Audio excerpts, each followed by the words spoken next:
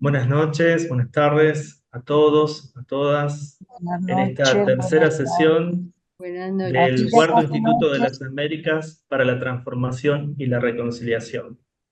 Les pido a las hermanas y a los hermanos que puedan apagar sus micrófonos para que nos podamos escuchar en este primer momento de liturgia, en este primer momento de encuentro con Dios y de encuentro como comunidad que vamos construyendo.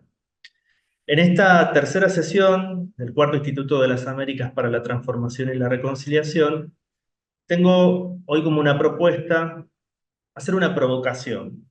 Ustedes saben que en nuestras celebraciones, en nuestros cultos, en nuestros servicios, tenemos momentos de invocación, tenemos momentos litúrgicos muy bien marcados, pero nosotros acá en Argentina y específicamente en la comunidad de la cual participo, nosotros tenemos un momento que se llama de provocación, provocar, llamarnos a la vocación.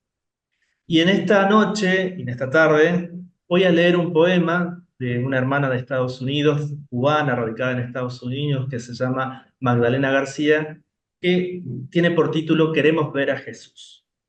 Y voy a leer, no es para orar, pero sí es para escuchar, y vamos escuchando lentamente cada una de las estrofas porque nos invitan, nos provocan a una manera de ver a Jesús y de seguir a Jesús que es profundamente transformadora y revolucionaria. Dice así: queremos ver a Jesús, dijeron algunos griegos adoradores que acudieron al templo y estaban deseosos de conocer al maestro inconformista, que ofrecía sanidad y esperanza a la gente que estaba muerta en vida. Queremos ver a Jesús, dicen los buscadores espirituales, que acuden a nuestros templos y están deseosos de conocer al profeta revolucionario que ofrece libertad y renovación a la gente que soporta un infierno viviente. Y la respuesta de Jesús sigue siendo sorprendente para creyentes y curiosos por igual. No me busquen vanamente entre las piedras macizas de templos grandiosos. Y ahí, oh sepulcros pestilentes, búsquenme entre los surcos de terrenos baldíos y ciudades arrasadas, donde manos ávidas siembran semillas de equidad y dignidad. El reto es mirar hacia afuera, plantarnos en las calles desoladas, cortar las cadenas que esclavizan y dar frutos de justicia y de paz, hasta el día en que todos los pueblos alcen sus voces y con júbilo digan: hemos visto a Jesús en sus obras, en el pan que cae del cielo, en la ausencia de bombas y agresiones, en la defensa de los derechos humanos y en la solidaridad con todas las naciones. Amén.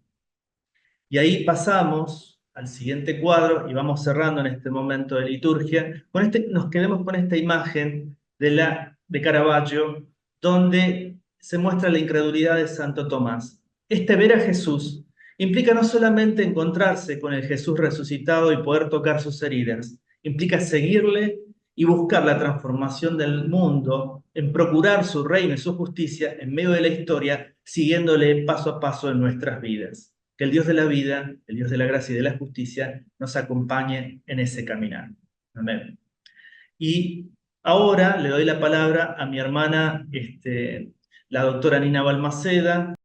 Estamos ya hoy en la tercera sesión de este instituto. Hemos llegado exactamente a la mitad del instituto, así que me parece que las semanas están yendo bastante rápido. Les comento que si ven así que mi cara es un poco extraña, hoy es un día muy agotador para mí porque acabo de regresar de Taiwán. Entonces estoy con el horario radicalmente opuesto, 13 horas a la inversa de mi hora aquí. Pero bueno, estamos aquí por la gracia del Señor y muy contentos y contentas de estar juntos y juntas aquí. Bueno, el día de hoy creo que es algo ilustrativo. Quizás hoy día voy a demostrar cómo uno no debe exponer, porque uno no debe tratar de comunicar cosas importantes cuando uno está demasiado cansado. Pero con la ayuda de Dios vamos a tratar de hacerlo. Y hoy día quisiera comenzar simplemente recordándonos a todas y a todos un texto bíblico que habla de las obras de la carne y el fruto del Espíritu. Y este texto de Gálatas capítulo 5 es particularmente importante porque cuando estamos en situaciones de conflicto, lo primero que salta son las obras de la carne, no el fruto del espíritu. Entonces, en situaciones de conflicto, los seres humanos, de alguna manera, tenemos esta tendencia a responder no con lo mejor de nosotros. Por eso necesitamos transformación de conflictos. Pero nuestra reacción instintiva normalmente es dar espacio más bien a la carne, que como estoy segura la gran mayoría de ustedes saben, se refiere a estas expresiones de la naturaleza, no de Dios en nosotros, sino de la naturaleza caída, la naturaleza débil que nos lleva al odio, que nos lleva a la desconfianza, que nos lleva a la impaciencia en vez del fruto del espíritu, que más bien es el amor, la aceptación, la paciencia mutua. Entonces leamos juntos este texto. Dice la palabra del Señor a través del siervo Pablo. Vosotros, hermanos y hermanas, a libertad fuisteis llamados y llamadas. Solamente que no uséis la libertad como ocasión para la carne, sino servíos por amor los unos a los otros y a las otras. Porque toda la ley en esta sola palabra se cumple. Amarás a tu prójimo como a ti mismo.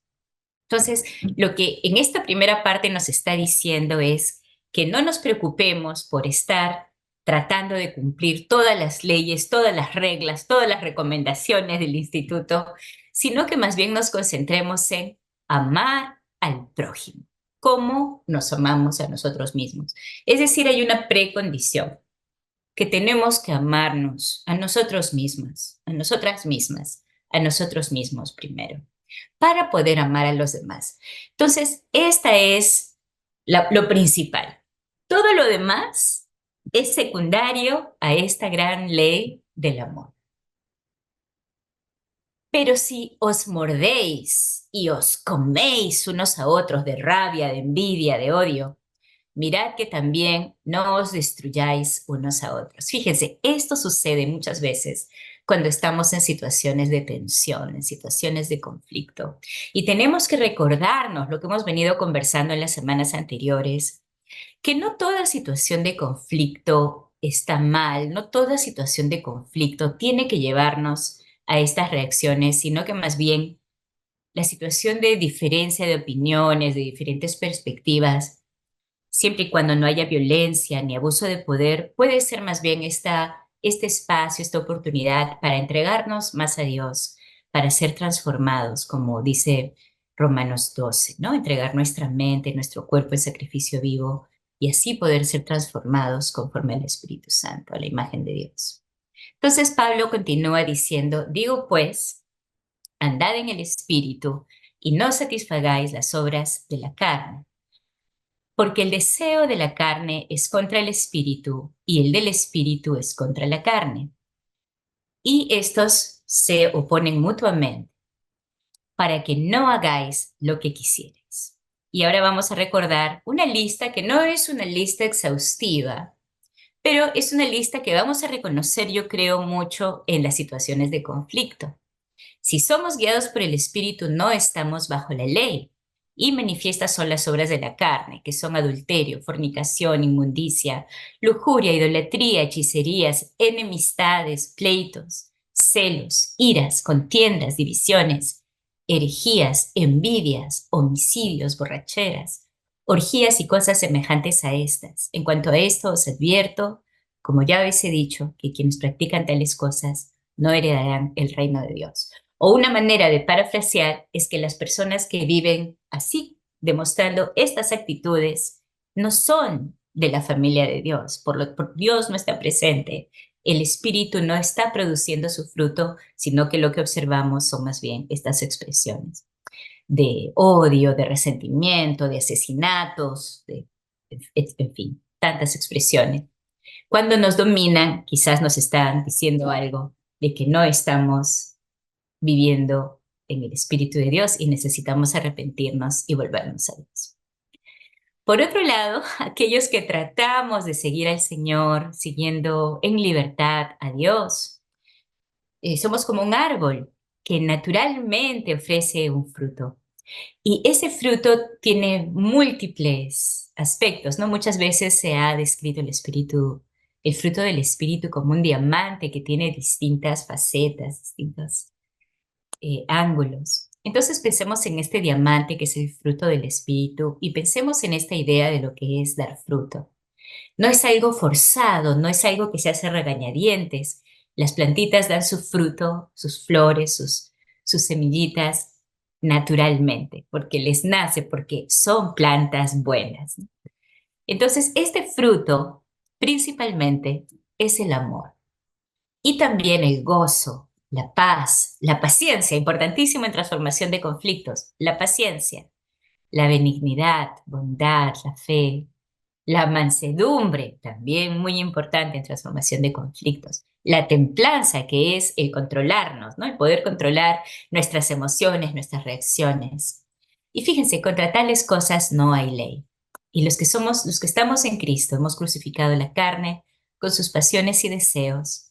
Si vivimos por el Espíritu, andemos también por el Espíritu, no buscando la vanagloria, irritándonos unos a otros, envidiándonos unas a otras. Entonces, esta enseñanza creo yo que es bastante relevante en transformación de conflictos, porque, reitero, cuando estamos en una situación de conflicto, de oposición de opiniones o de intereses o de distintas perspectivas, o cuando alguien nos ha causado un daño o le ha causado un daño a una persona que amamos, es muy fácil que la carne salte y domine todo y no permita ese espacio de transformación. Entonces necesitamos encomendarnos al Espíritu Santo para poder dejar que sea el Espíritu el que dé fruto y no la carne.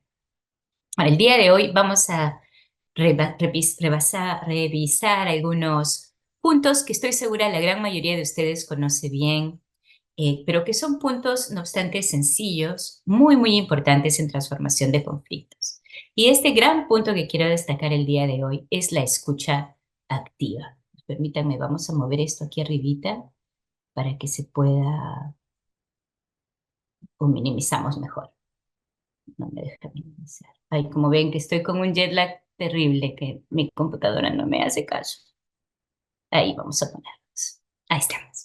Ok, ¿por qué es importante saber escuchar? La escucha activa es esencial para cultivar comunidad. El otro elemento clave, sin duda, para cultivar comunidad y para escucharnos bien, es invertir tiempo. En este mundo que andamos todos corriendo con múltiples responsabilidades, con tanto que compite por nuestra atención, constantemente bombardeados por las redes sociales, las noticias, las cosas que ocurren en nuestros países que nos dejan tan preocupados y preocupadas, es importante recordar que tenemos que esforzarnos por ofrecer escucha activa a las personas que nos rodean, a nuestros propios familiares, siempre empezando por casa, nuestros colegas en el trabajo, etcétera, y saber darles tiempo para poder dialogar cuando estamos en una situación de tensión. Para poder y aprender, para poder entender a otros y aprender, también es importante saber escuchar. Ok, revisemos un poquito la semántica de la escucha y es importante distinguir entre qué es oír y qué es escuchar. Porque muchas veces oímos, ¿no? Oímos gritos, oímos las bocinas de los autos, oímos el ruido de los motores, oímos la música, la bulla. Yo ahorita, por ejemplo, escucho mucho el ventilador de mi computadora y me molesta porque me distrae. Y eso es el oír. El oír es un proceso pasivo. No podemos abstraernos, salvo las personas que, por supuesto, no tienen capacidad auditiva, lo cual genera muchos desafíos y tenemos que hacer todo lo que esté a nuestro alcance para incluirlos y aprender a comunicarnos en lengua de señas para que así todos podamos comunicarnos. Pero para quienes sí tenemos audición, en general, el oír es percibir sonidos y es un proceso pasivo que simplemente involucra la detección de sonidos que se emiten a nuestro alrededor. El oír equivale o se conoce como la escucha extensiva, o sea que todo se oye. Lo que uno quiere y lo que uno no quiere, todo se oye. El escuchar, en cambio, es una forma especializada de oír. y es el forzarnos activamente a concentrarnos en una fuente de sonido o de ruido. Algunos de repente hablamos mucho y hacemos más ruido que nada. Pero el escuchar se refiere a la escucha intensiva, requiere este proceso de concentración. Es por eso que los que recordamos en nuestros tiempos universitarios, hay varios aquí, personas que todavía están en la universidad o que acaban de graduarse. Yo siempre pensaba cuando terminaba una clase, ¿por qué me sentía tan agotada? Yo decía, pero si yo no he dado la clase, la maestra o el maestro ha dictado la clase, yo solo he estado ahí sentadita escuchando, ¿por qué me canso tanto? Y la respuesta, ahora la sé, es porque escuchar intensivamente, o sea, la verdadera escucha, es muy agotadora para el cerebro. La escucha activa implica el deseo consciente de determinar el significado de lo que se está escuchando a través de un proceso que requiere que prestemos atención. Escuchar cada palabra es necesario, pero no suficiente. Es por eso que las conversaciones en persona son siempre mejores. Es más fácil captar los matices de las expresiones faciales y el lenguaje corporal de la persona cuando estamos observándola directamente. Pero a veces no es posible. Por ejemplo, este instituto no podría realizarse si fuera en persona porque significaría que todos tendríamos que viajar 6 veces en 3 meses. No sería posible. Pero entonces el Zoom es lo siguiente mejor, si no se puede uno estar en persona. También es muy importante prestar atención a las claves paralingüísticas. Es importante reconocer, por ejemplo, la entonación, la expresión facial, la postura del cuerpo, etcétera, para comprender el estado de ánimo de la otra persona y así poder captar mejor el significado que nos quiere comunicar.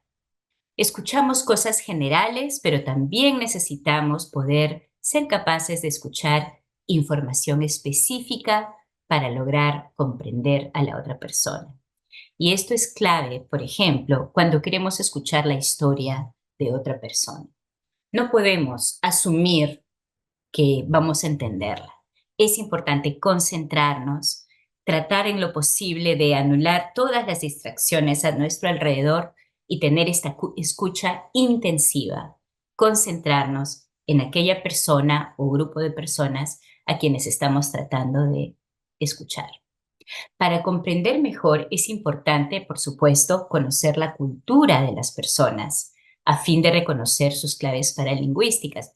Un ejemplo muy sencillo que seguramente todos ustedes han tenido la oportunidad de experimentar es, por ejemplo, esto de mirarnos a los ojos, ¿no?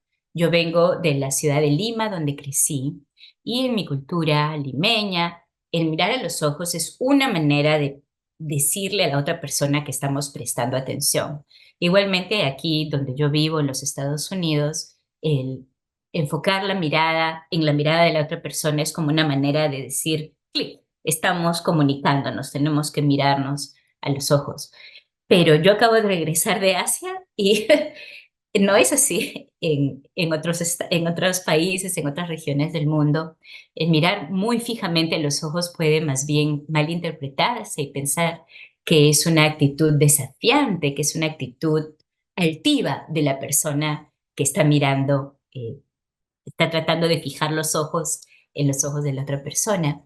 Y me parece también, y me gustaría que me corrijan si me equivoco, luego me comentan, pero me parece que en varias de las culturas de los Andes de Sudamérica también es así que la mirada ojo a ojo no se recibe como algo que ayuda a la comunicación, sino que más bien es como altivo, como desafiante y hasta chocante para algunas personas. Entonces, uno tiene que prestar atención a estas realidades culturales para poder seguirlas de tal manera que uno comprenda bien y también exprese con su rostro, con su cuerpo, una actitud de escucha.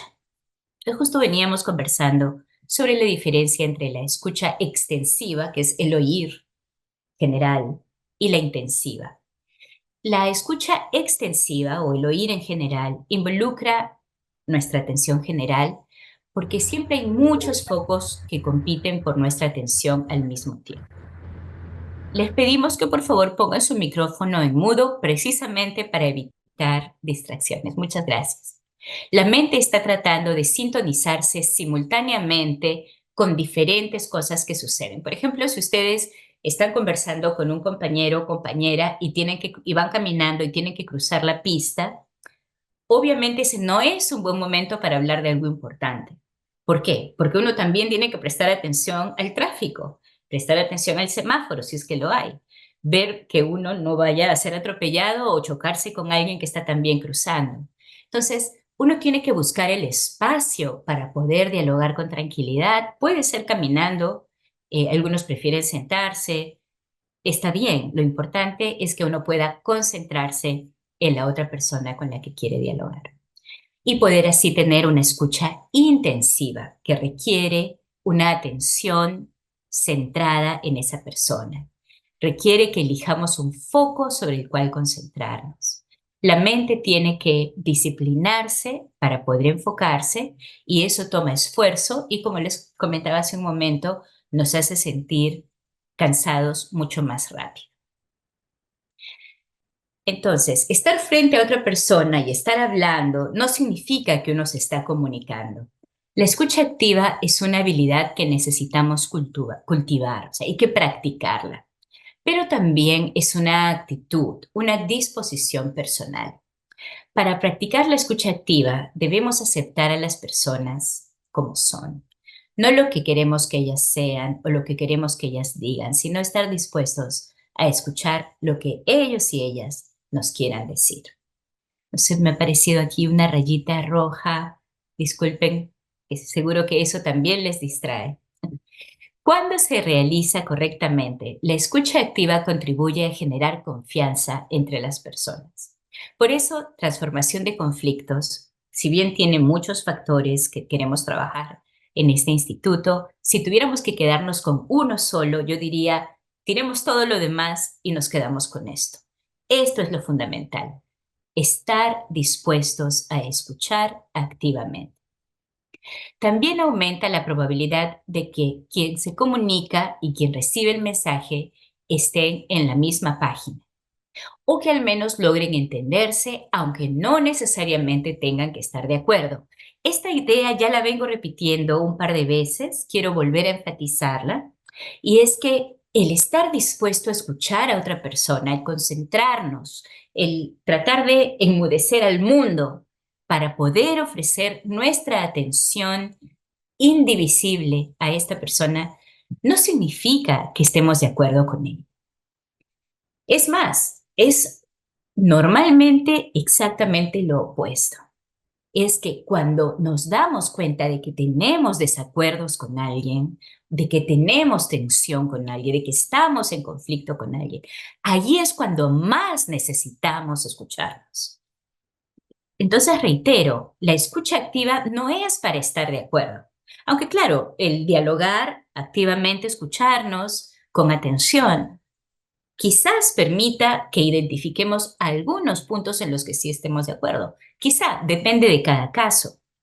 Pero lo importante es que las partes puedan estar aún en desacuerdo sin dañar su relación como miembros de una familia, como personas de la misma iglesia, como compañeros de trabajo, como socias, amigas, etcétera, etcétera.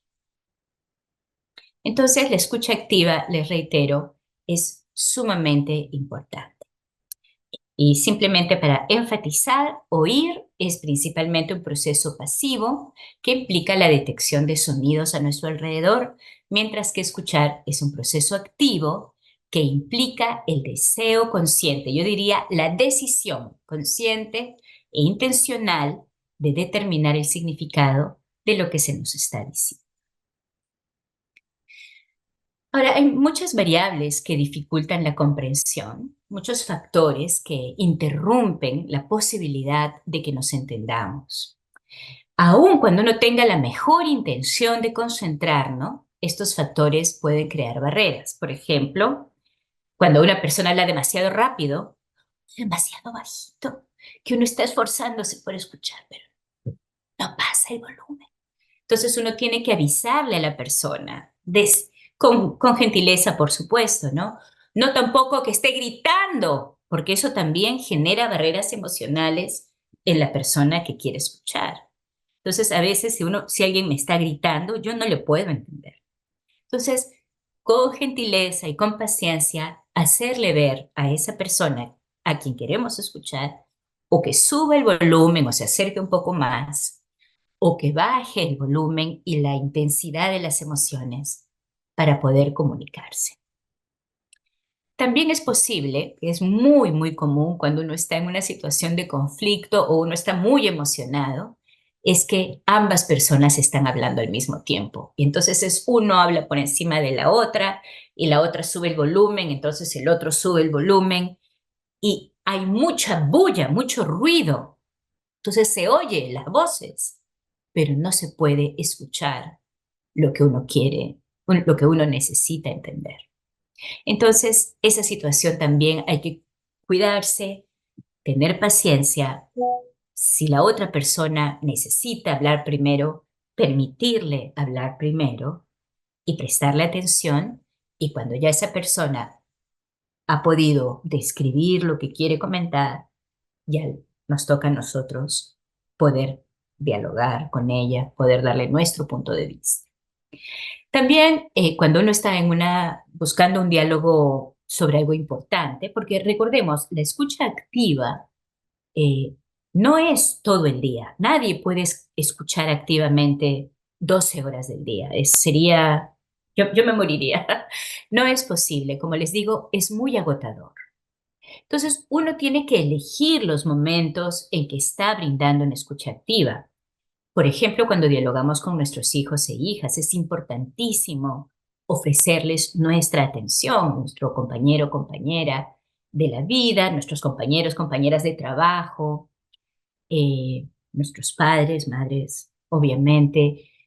O sea, no podemos ofrecer una escucha activa en todo momento y a todas las personas, pero sí a estas personas que son más importantes y sin duda cuando nos encontramos en una situación de conflicto con alguien, es importante poder practicar estas recomendaciones. Entonces, es importante buscar un espacio donde no haya tanto ruido, idealmente donde no haya ningún ruido y preferiblemente donde no haya otra persona que nos pueda distraer. También puede ser a veces algo que dificulta la comprensión, es cuando la persona que habla es una persona un poco aburrida, sea porque el tema en sí mismo es aburrido o porque el estilo, la manera de hablar de la persona es como muy flat, ¿no? Muy horizontal, no tiene énfasis cuando habla, no cambia de tono, entonces cuando es muy repetitivo el ritmo, entonces uno se va cansando. Entonces, en esos casos, eh, por ejemplo, uno puede ponerse de pie, claro, todo depende en qué situación nos encontramos, pero uno puede pedir disculpas y decir, me voy a poner de pie, estoy un poco cansada, pero quiero escucharte. Entonces, el ponernos de pie o al revés, si estamos de pie, quizás tomar asiento nos puede ayudar a no estar tan cansados y poder concentrarnos en la persona.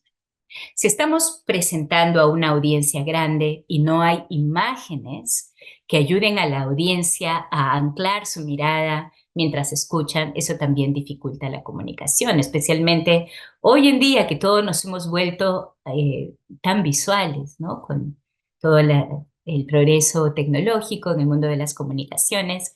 Es como que nuestra capacidad de prestar atención se va reduciendo porque estamos todo el tiempo bombardeados por imágenes. Entonces, si uno quiere comunicar algo importante, es muy útil poder usar imágenes. También si estamos presentando un tema sobre el cual las personas que nos escuchan no saben mucho o nada, o es un tema sobre el cual no tienen ninguna experiencia, eso también dificulta la comprensión porque no tienen dónde anclar el aprendizaje. Entonces, en esos casos, usemos ejemplos, tratemos de ilustrar lo que estamos tratando de comunicar para ayudar a la audiencia a seguirnos. Pero también cuando nos enfrentamos al desafío de desaprender, es decir, cuando estamos presentando una idea, un material, y va en contra de lo que la gente mayormente piensa, lo que les han enseñado de chiquitos, lo que les han enseñado en la iglesia. Entonces, eso también dificulta la comprensión y como para el lado de los que estamos hablando, los que estamos tratando de comunicar algo, esto significa que necesitamos más paciencia y de repente necesitamos más tiempo para cubrir nuestros puntos y quizás volver a tener la oportunidad de repetirlos y reenfatizar, porque en realidad está nuestra audiencia desaprendiendo algo que quizás nos han estado por mucho tiempo machacando. Les voy a dar un ejemplo, el racismo. Yo no sé si todos los países de América Latina somos iguales en esto, pero yo vengo de un país bello, bello, precioso, mi tierra, yo la quiero mucho, mi Perú. Pero el Perú históricamente ha sido un país muy racista.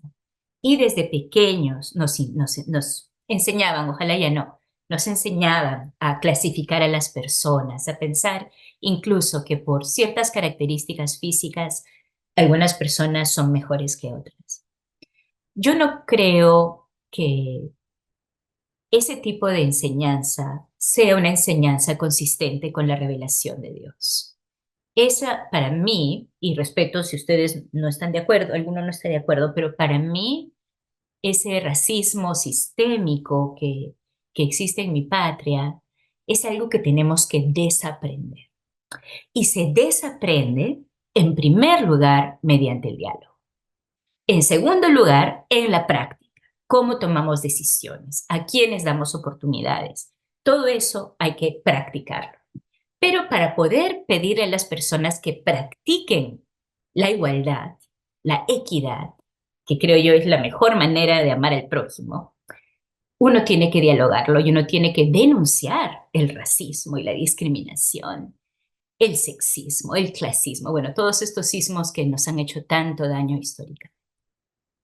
Ok, entonces es cuando estamos tratando de desaprender algo, requerimos más paciencia, más tiempo y poder reenfatizar las enseñanzas.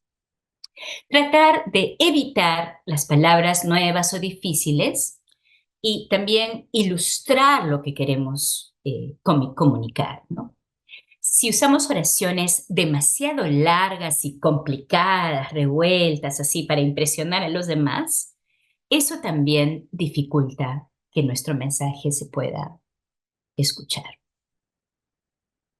Otras barreras, por supuesto, incluyen los prejuicios, perdón, ahí debiera ser explícito con X, no con S, los sesgos involuntarios o también prejuicios implícitos cuando no nos damos cuenta que estamos menospreciando a alguien. Es bien difícil prestar atención y apreciar lo que otra persona nos quiere decir si no estamos ofreciendo una actitud de respeto, una actitud de aceptación a esa persona. Reitero, no tenemos que estar de acuerdo. No es un asunto de estar de acuerdo. Es un asunto de mostrarle a la otra persona que nos quiere dar un mensaje que estamos respetándole como persona y que vemos su dignidad como persona que refleja la imagen de Dios. También, por supuesto, diferencias en el lenguaje. Ustedes quizás lo hayan experimentado aquí en el instituto. Yo hablo con palabras en idioma español, con palabras del Perú, y seguramente por ahí una que otra palabra que yo uso a ustedes les resulta extraña. Nunca me voy a olvidar la primera vez que me tocó predicar en una iglesia en Buenos Aires. Y estaba yo compartiendo la palabra de Dios, muy agradecida por poder estar allí, pero yo veía que de cuando en cuando los hermanos y hermanas en la iglesia se hacían así, una reacción, pero, pero nadie me decía nada, hasta que, bueno, terminé mi sermoncito y yo bajo, termina el culto, entonces les digo, ¿y por qué hacían así? Y un hermano, amigo mío, me dice, es porque tú usas muy malas palabras.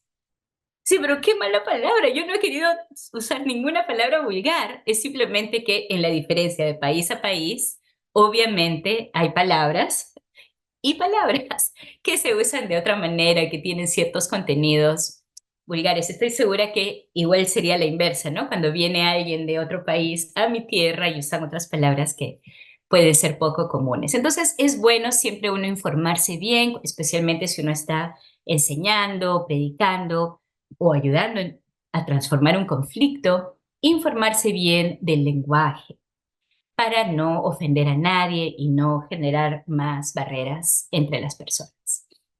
Pero también cuando estamos demasiado preocupadas o sentimos miedo o nos domina la rabia, tengo una injusticia ocurrido, algo terrible ocurrido, o sentimos dolor físico o emocional, o estamos muy cansados, como yo el día de hoy, o deprimidos o deprimidas, también eso puede constituir barreras en la comunicación. Entonces, si ustedes habían planeado tener una conversación muy importante con alguien, pero hay una situación que ocurre porque a ustedes les hace sentir preocupados o atemorizados o están con mucha rabia o con dolor. O también el hambre, eso es algo importante que debía haber anotado aquí. Cuando uno siente hambre, no es un buen momento para tratar de transformar un conflicto. Es mejor ir y comer.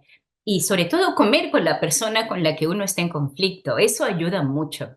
Por algo el Señor siempre nos invita a partir el pan, estar en comunidad, compartir el pan, porque comer juntos, juntas, nos ayuda a generar confianza y a disminuir los sentimientos negativos. Pero, por supuesto, si uno tiene que tener la conversación porque hay riesgo de que no se pueda volver a tener esa oportunidad, bueno, uno tiene que encomendarse a Dios y tratar de hacerlo. También otras barreras que uno tiene que considerar es que a veces tenemos estas como muletillas en el lenguaje que pueden ser muy cansador para la persona que nos escucha. Por ejemplo, este, este, no sé si lo dicen en su país, pero en mi país es muy común. Ya sabes lo que quiero decir, pero no estamos diciendo lo que queremos decir. Estamos asumiendo que la otra persona lo sabe. O el uso del ok, en fin, en cada ciudad, me imagino, tendrán sus distintas muletillas que son comunes. O sea, también hay una, no sé, hace mucho tiempo ya, cuando yo era jovencita, se usaba mucho el o sea, que no significa nada. Entonces, cuidémonos de no exagerar el uso de estas palabras o frases que no tienen verdadero contenido. Tengamos cuidado, por supuesto, en cualquier otra barrera que contribuya a disminuir nuestra capacidad de atención y la capacidad de la otra persona. Ahora, si nos ponemos en el lugar de quien escucha, sin duda lo mejor es poder mirar a esa persona, observar directamente a la oradora o orador, ayuda al cerebro a enfocarse, aun cuando haya otras distracciones. Si podemos mirar lo más directamente posible, es mejor. Y podemos así captar las expresiones faciales, la mirada, los movimientos de las manos, la postura corporal de la persona. Todo esto agrega significado a las palabras que nos están diciendo. Los gestos y sonidos que hace una persona cuando habla son como colores que pintan las palabras que dice. Cuando miramos a la persona que habla, esta persona se va a sentir escuchada, conectada y ojalá también animada por el contacto visual que le comunica que tenemos interés en lo que está diciendo.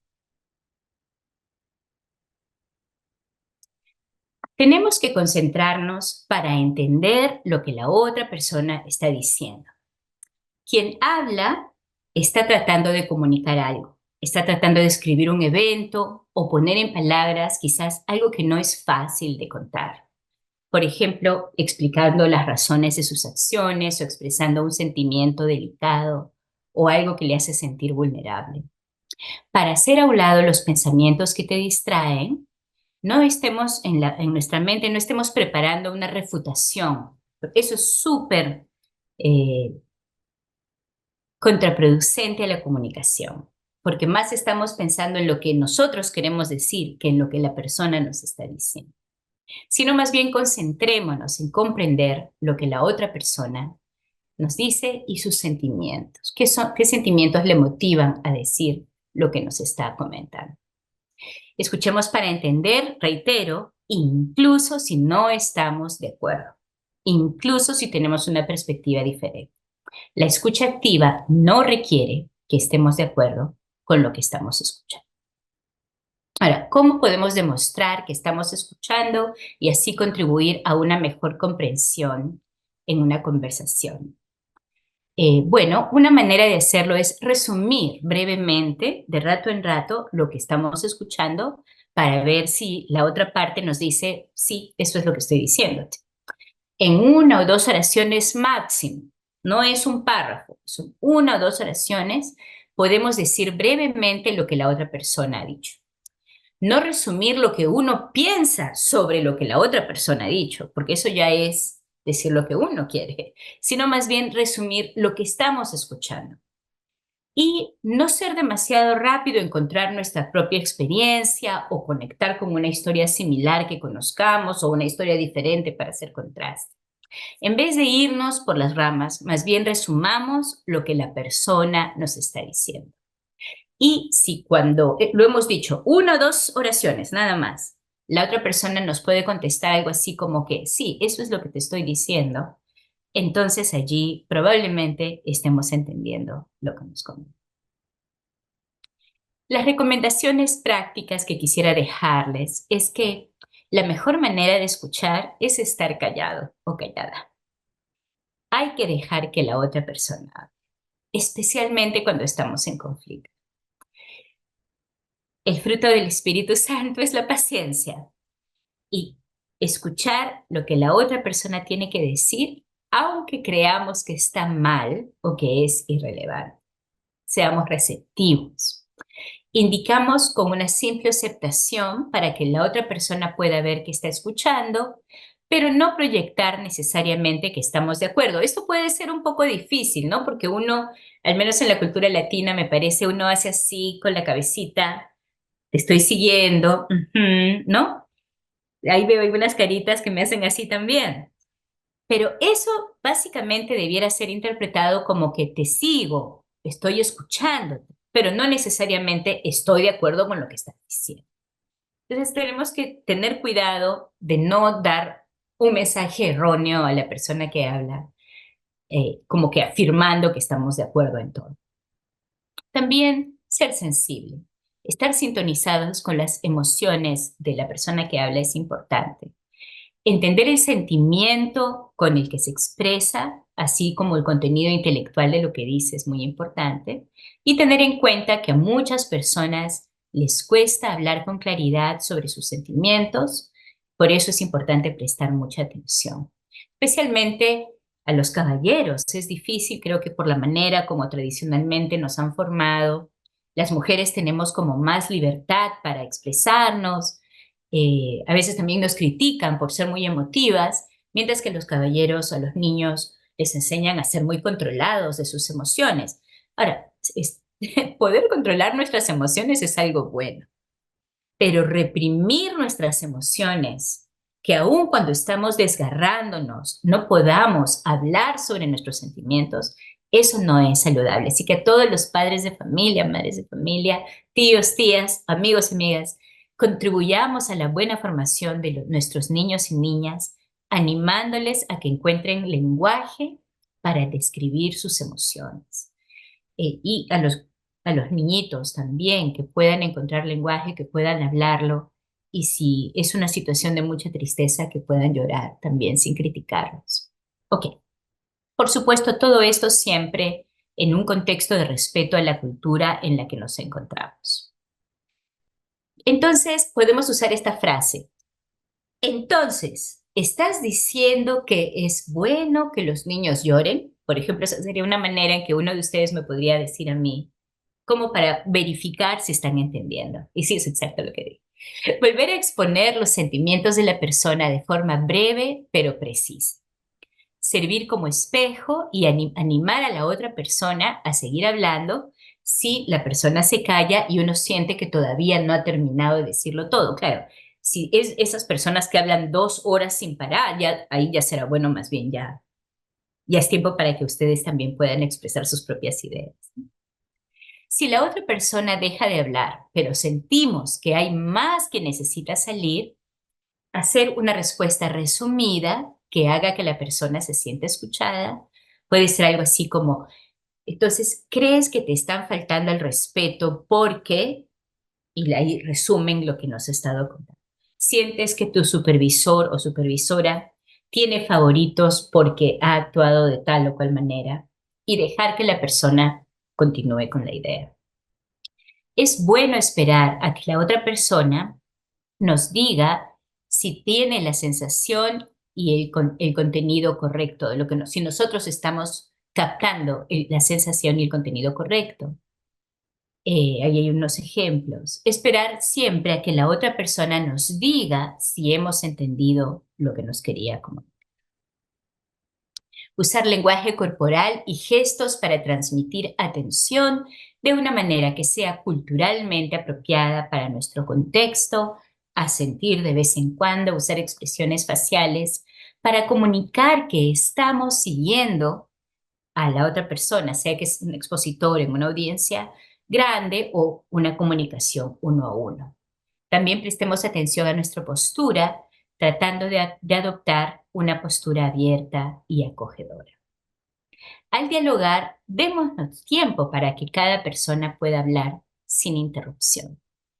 Si hay diferencias de poder, imbalances de poder que en el 99% de todas las situaciones que enfrentamos día a día siempre va a haber algún tipo de desbalance de poder, tratemos de evitar usar nuestra autoridad para resolver la discusión en virtud de nuestro estatus o posición en la iglesia o en la organización y más bien contribuyamos al diálogo, evitando preguntas directas sobre hechos en lo que sea posible. Es decir, no nos pongamos en una posición de jueces o juezas para tratar de obtener cada detalle, sino más bien, dependiendo de cuál es el caso, tratemos de la evidencia de qué pasó, podemos revisarla luego, sino más bien escuchemos, concentrémonos en el mensaje y los sentimientos de lo que la persona nos quiere comentar. Posterguemos el juicio por un momento al menos, sin interrupciones, porque las interrupciones frustran a las personas que hablan y limita la plena comprensión del mensaje. Démosle tiempo a que la otra persona termine su mensaje. No interrumpamos con contraargumentos hasta que esta persona haya terminado y ya, por supuesto, cuando es nuestro turno, podemos exponer nuestro punto de vista. Pero en todo esto, tenemos que mantener un espíritu de transformación de conflictos. Cuando la otra persona toque un punto sobre el que queremos saber más, podemos preguntar. Entonces, dices que ya no quieres participar porque sientes esto o lo otro. No saltemos a resolver el problema antes de escuchar con la debida atención. Es muy común que escuchamos que alguien está incómodo, en conflicto y queremos inmediatamente resolver el problema. Y claro, en lo posible vamos a buscar resolver el problema, pero no antes de escuchar a la persona. Lo más importante es poder escucharla. Y de allí, eso nos va a permitir en conjunto poder buscar las mejores soluciones. Entonces, para ello hay que indagar preguntando respetuosamente. Por ejemplo, si hay una tensión en el diálogo, podemos decir, entonces lo que yo dije te hizo sentir frustrada porque, y ahí explica, ¿no? A ver si esa es la razón. O podemos pedirle que describa o que dé un ejemplo del tipo de cosas que le hacen sentir mal o que le hacen sentir incómodo, etc.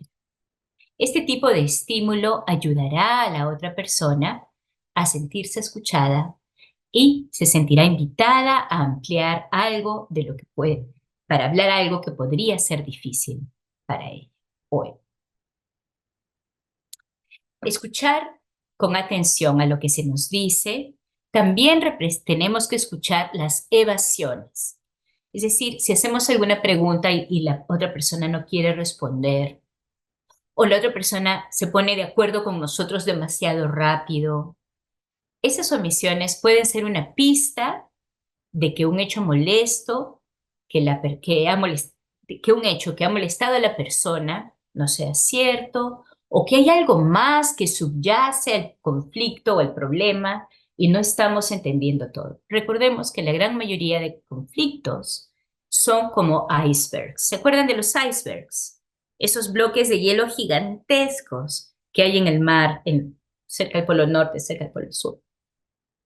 Normalmente nosotros solamente podemos ver la punta del iceberg y se ve chiquito. Y si nos quedamos solo en la puntita del iceberg, no vamos a transformar nada y mucho menos a resolver nada. Tenemos que darnos cuenta qué hay debajo de la puntita, qué hay debajo de estas capas, que a veces uno pone una, uh, una máscara superficial de que estamos bien, pero en realidad claramente sentimos la tensión, sentimos la antipatía. Entonces, invitar a esa persona a dialogar con nosotros y profundizar en esas distintas capas.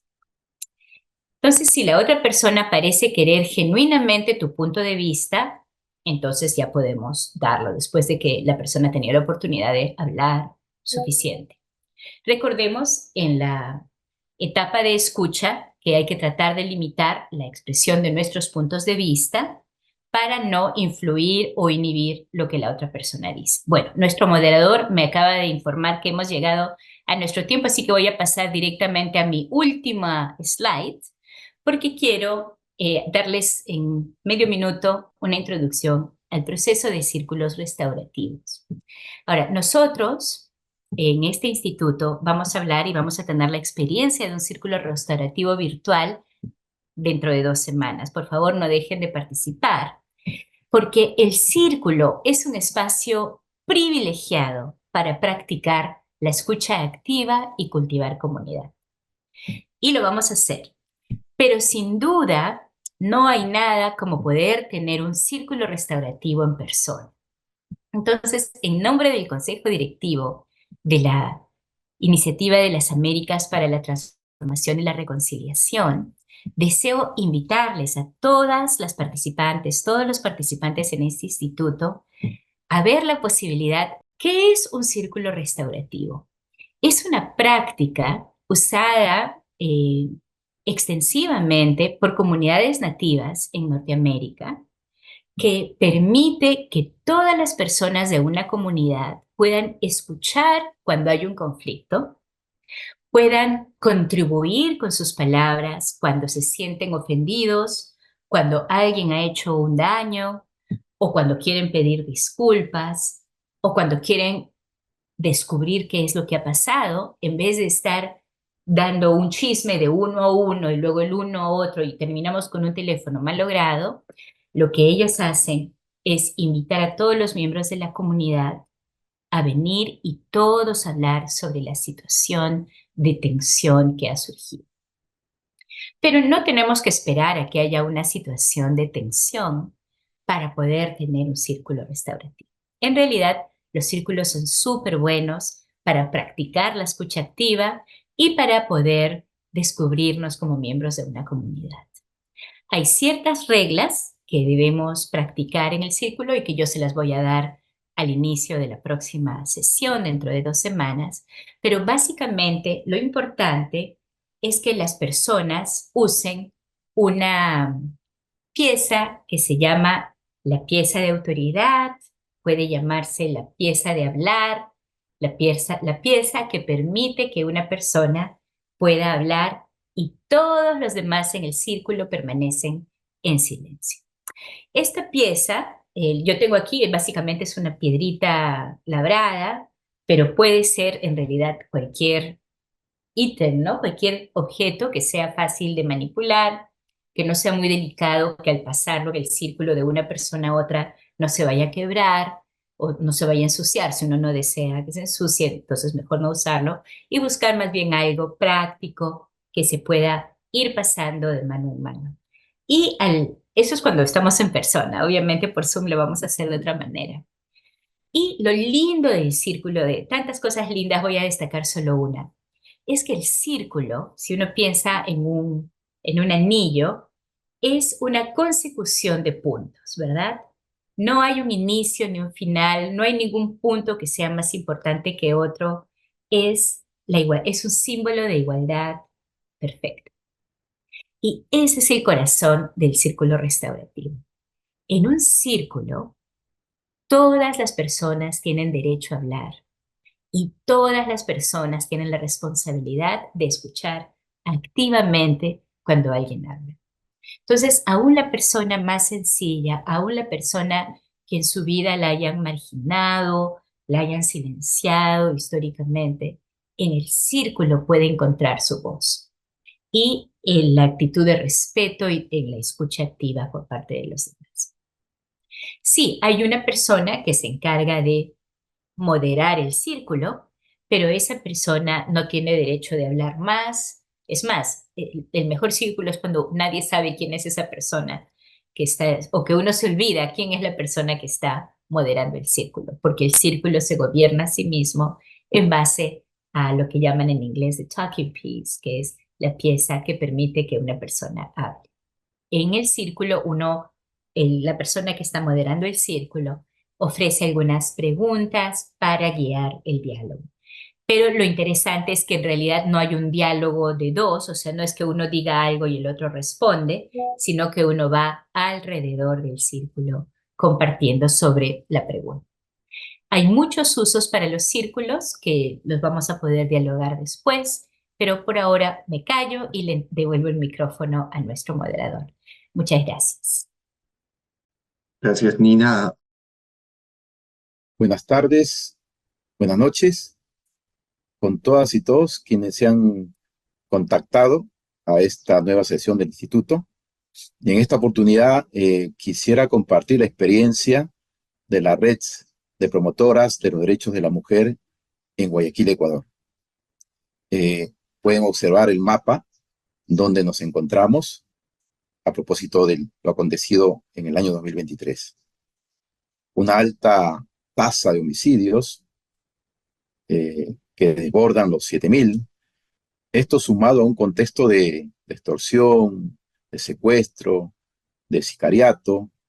Todo esto, sin lugar a dudas, genera una serie de sentimientos encontrados de inseguridad por parte de la población ecuatoriana. Fíjense, aquí hay una vista panorámica del noroeste de Guayaquil, una localidad con cerca de 300.000 habitantes, pero que también tienen una localidad denominada San Francisco, donde viven personas con una alta carencia en educación, donde el 87% de las mujeres en posibilidad de procrear tienen de 1 a 11 años, 11 hijos, donde la educación es escasa, los servicios básicos también han careado, entre otras carencias que obviamente generan una serie de alta tasa de criminalidad. Ustedes pueden observar que en este territorio es gobernado por una de las 22 mafias, ¿no? Carteles, entre ellas los lobos, que incluso tienen como eslogan un texto bíblico, el de Josué 1:9. Mira que te mando que te esfuerces y seas valiente, no temas ni desmayes, porque Jehová estará contigo donde quiera que vayas. Los lobos son los que están gobernando este territorio. Hay otros, como los choneros, del cual es el líder Alia Fito. Y quería mostrarles casualmente que en este contexto descrito anteriormente es donde aparece, se crea, se forma la red de mujeres promotoras de los derechos.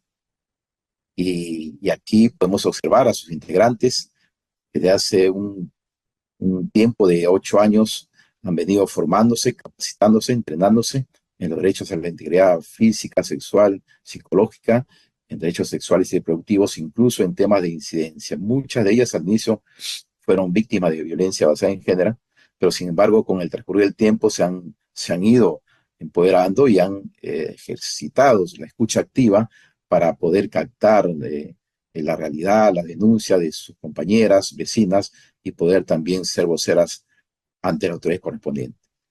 Y esto lo observamos casualmente en acciones de vocería, ¿no? De vocería pública, a través de los medios de comunicación, las redes digitales, donde expresan su malestar, incluso por la inacción de del sistema de justicia. Podemos observar luego de un proceso de empoderamiento, entrenamiento en tema de derechos humanos, derechos de la mujer, pero también de incidencia pública y política, visitando los medios de comunicación del sector, de la localidad, pero también visitas protocolares, eh, como son a autoridades de la Defensoría del Pueblo, de los consejos cantonales de protección de derechos, del municipio, entre otros.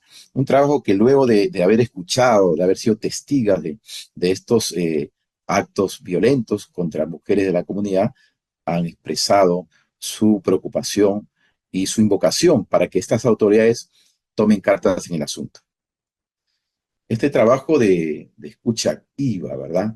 Las ha llevado también a levantar sus voces en favor de mujeres que han sido vulneradas en su derecho, han sido maltratadas, vejadas, y por tanto han emprendido esta acción, ¿no? de visibilizar esta demanda, estos reclamos en las marchas públicas, demandando acceso a la justicia y la no impunidad. Y para contextualizar el momento difícil que vive el país, Ecuador, ya descrito anteriormente, donde hemos sido considerados como un estado en conflicto armado interno, donde las garantías no existen, donde la violación de derechos humanos se dan permanentemente. Estas mujeres de San Francisco, la red promotora de derechos de la mujer, han jugado un rol protagónico en estos meses, ¿no? En estos años, de ser de algún modo las protectoras de todas las personas, instituciones que ingresamos a los lugares de intervención, ¿no? Negociando con los líderes de estas mafias, propietarios de estos territorios, para permitirnos el acceso y desarrollo de trabajo. Pero también de un tiempo a esta parte están siendo amenazadas, coaccionadas, extorsionadas y también agredidas, ¿no? Yo quisiera que ellas hablen en este momento a través de un poemario que ha sido construido a través de los insumos de un taller que se desarrolló aquí en Guayaquil, con la ayuda de algunas artistas, de algunas poetas, que han plasmado el sentir, el pensar de cada una de estas lideresas en este trabajo de resistencia, ¿no? Una bala en el alma. ¿Quién iba a pensar que este cuerpo iba a experimentar un balazo y que iba a sobrevivir? En un asalto, un momento, un instante, la bala no me atravesó el cuerpo, me atravesó el alma. La herida permaneció bien escondida. Era de una bala calibre 9 milímetros, invisible para quien no sabe escudriñar lo profundo. Cada día no siento dolor en mi cuerpo. Cada día que uno le va ganando al dolor, se siente como una fiesta. En esos días andaba yo por ahí, caminando por la vida, y la suerte me encontró. Sí, lloré, lloré y lloré mucho. Mi cuerpo se partió en pedazos, pero entonces me descubrí valiente, resiliente. Poco a poco volví a sonreír. Caminando con las mujeres de la Trinitaria, sentí su fuerza, su coraje, su amistad. Hoy soy una de ellas. Camino con ellas, comparto con ellas y me siento como una de ellas. Mi cuerpo y mi alma van sanando de a poco. Quizás hay lugares que nunca lleguen a sanar, pero la sonrisa permanece como un bálsamo. Un día más es una batalla a ganar. Y aquí les presento a la red de promotoras de derechos de la mujer, quienes con su escucha activa, su pasión por la justicia, por su resiliencia y resistencia, están contribuyendo a la construcción de una cultura de paz y a una paz justa. Muchas gracias. Pero yo quiero darle pase a Sandra, que tiene a su cargo el cierre litúrgico de nuestra sesión. Y yo soy una admiradora de las canciones populares, me parece que recogen mucho de lo que la gente, el pueblo piensa, ¿no? Y hay una canción en particular de un autor argentino, ya fallecido, pero con música de una compositora que aún vive, que que me hizo acordar a un texto bíblico. Y este texto está en Romanos capítulo 12, en el versículo 20, 21, que dice: pero si tu hermano tiene hambre, dale de comer, conocen, ¿verdad? Y si tiene sed, dale de beber, porque haciendo esto, dice, carbones encendidos amontonará sobre su cabeza. Y este 21, el versículo 21 me resulta muy interesante y esta canción me trajo a este versículo inmediatamente.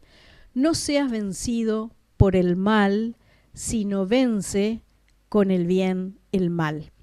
Y me parece interesante en esto de los conflictos donde tomamos distancia a veces de nuestro ofensor o de la persona con la que estamos conflictuados, vemos en el otro el mal, ¿no? Vemos esa distancia, esa desconfianza, esas pocas ganas de acercarnos. Entonces, la Biblia nos recomienda vencer el mal con el bien, no con más mal, ¿no? La tendencia humana, como decía hoy Nina, esto de la carne nos lleva a la venganza, decir, me hiciste esto, yo te voy a hacer esto otro, ¿no? Pero la Biblia nos invita a vencer el mal con el bien, con acciones de bien.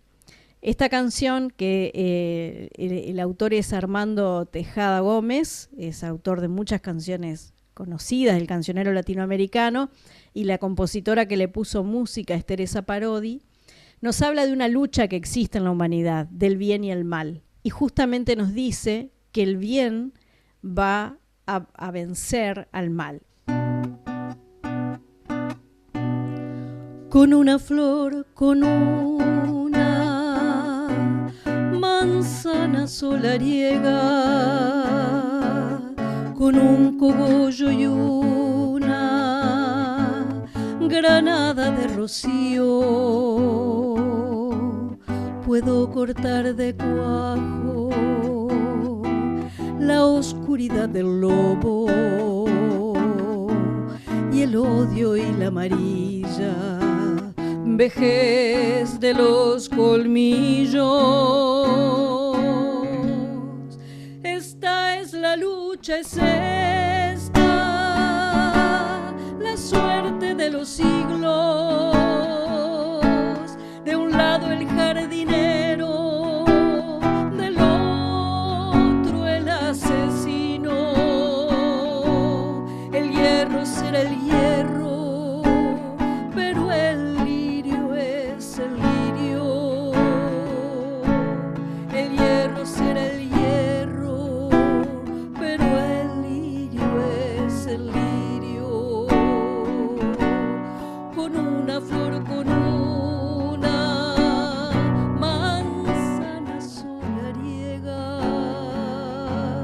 con un cogollo y una granada de rocío, puedo cortar de cuajo la oscuridad del lobo y el odio y la amarilla vejez de los colmillos. Esta es la lucha, es esta la suerte de los siglos. De un lado el jardinero, del otro el asesino. El hierro será el hierro, pero el lirio es el lirio. El hierro será el hierro, pero el lirio es el lirio. Esta es la lucha, es esta la suerte de los siglos. De un lado el jardinero, del otro el asesino. El hierro será el hierro, pero el lirio es el lirio. El hierro será el hierro, pero el lirio es el lirio. Y el hierro será el hierro, pero el lirio es el lirio. Y el hierro será